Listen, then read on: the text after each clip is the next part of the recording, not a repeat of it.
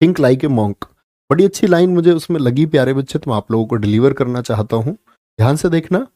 उसमें क्या था प्यारे बच्चे, एक तो ये था, 3 लाइनें उसमें थी। शिकायत ना करें, क्या बोलोगे? शिकायत ना करें,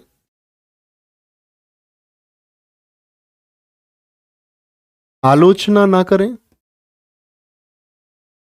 शिकायत ना करें, आलोचना ना करें और तुलना ना करें। क्या बोलोगे?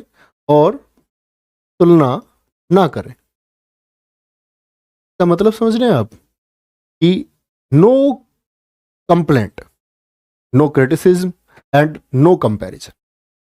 मतलब आप जिंदगी में देखोगे आपको बहुत सारी चीज़ों से शिकायत होती है, और हम बहुत सारी ज़िंदगी अपनी शिकायत करने में गुजार देते हैं कि ये नहीं है, वो नहीं है, ये होना चाहिए। दरअसल में हमारा बहुत सारा समय शिकायत में जाता है। मामा जी ने ऐसा नहीं किया, मेरे दोस्त को ऐसा करना चाहिए था, उसको ऐसा करना चाहिए था, मैंने उसको इतना प्यार भरा मैसेज लिखा लव यू का, उसने वापस में लव यू का रिप्लाई नहीं किया। और पता नहीं, ये ज़रूरी एक पैटर्न बना रखा है कि इधर से ऐसा कुछ हो तो उधर से भी होना चाहिए। कहने का मतलब है शिकायतें बहुत होती है हमें अपनी ज़िंदगी में। दूसरी चीज़ होती है, हम लोगों की आलोचना बहुत करते हैं। कभी हम किसी के टॉपिक कमियों को लेके बैठ जाते हैं। और तीसरी चीज़ थी, कंपैरिजन मत करो। आपको लगता है कोई आपसे आगे है तो वो अपने काम की वजह से आगे हो।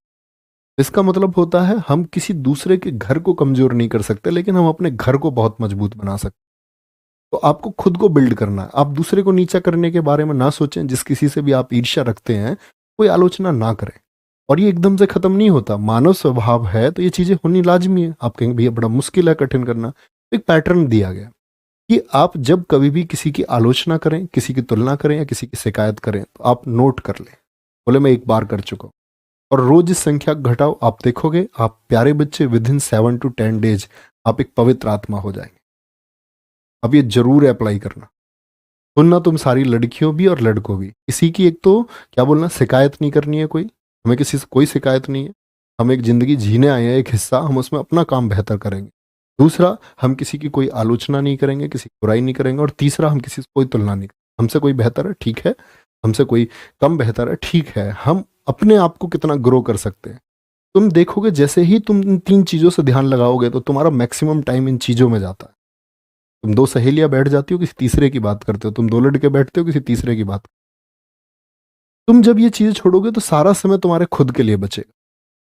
और लोगों को ये मैसेज पहुंचाओ, ये इतनी बेहतरीन चीज़ें हैं कि ये आपके जीवन को ट्रांसफॉर्म कर सकते हैं। फिर तुम देखोगे सारा समय, और जब हमारा माइंड ब्लैंक होता है तो हम अपने स्वयं के बारे में सोच, और जब तुम खुद के बारे में सोच पाओगे, तुम अपने आप को एक बेहतर स्थिति में, एक हैप्पीनेस की जगह पर पाओगे।